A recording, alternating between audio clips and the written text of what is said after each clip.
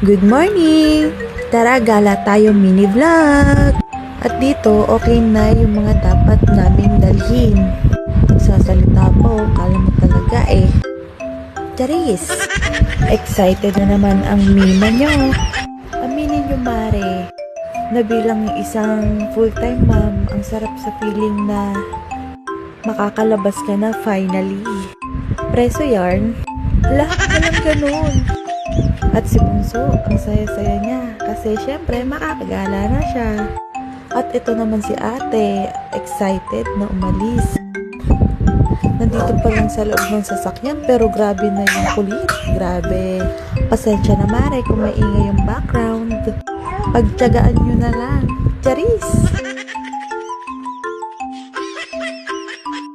At ito na guys, finally umaandar na tayo. Pupunta na tayo sa exciting part. Charis!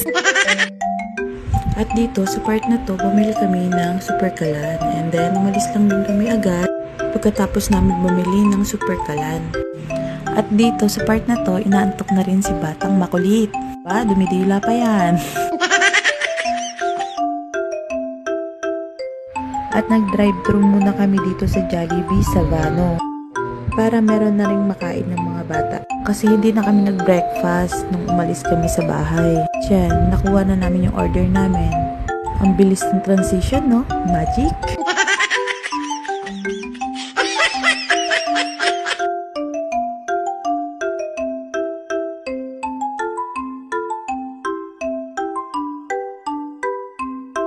At ito na, malapit na kami kung saan kami pupunta. Naghahanap-hanap lang kami kung saan kami pupwesto at kung saan yung mas maganda.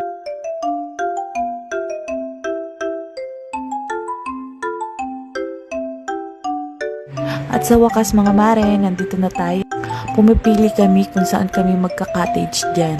Yan, nakahanap na kami. Yan, kumakain na sila dyan. And mawawala ba tong si Bunso? Ay grabe mga mare, nakaka-relax talaga ang mga tanawin dito. At kahit na hindi ako nagbabad, swear, nag-enjoy ako. Siyempre, may konting lungkot. Kasi si daddy nung mga time na to, nilalagnat na siya. Hindi siya okay at nagpapahinga siya doon sa kotse. At dito, bumaba na siya ng kotse kahit na masama yung pakiramdam niya para makapagluto ng ulam.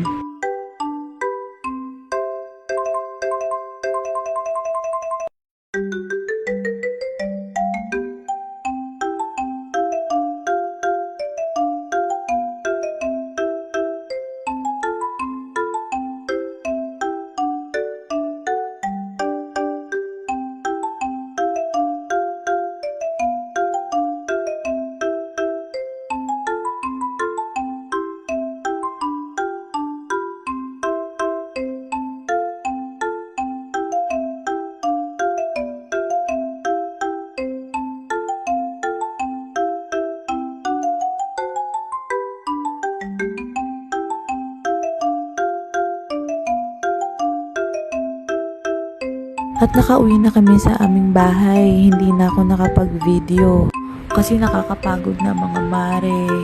Ito si ate, oh, napakakulit. At nandito na kami sa bahay mga mare. Hanggang dito na lang. Paalam!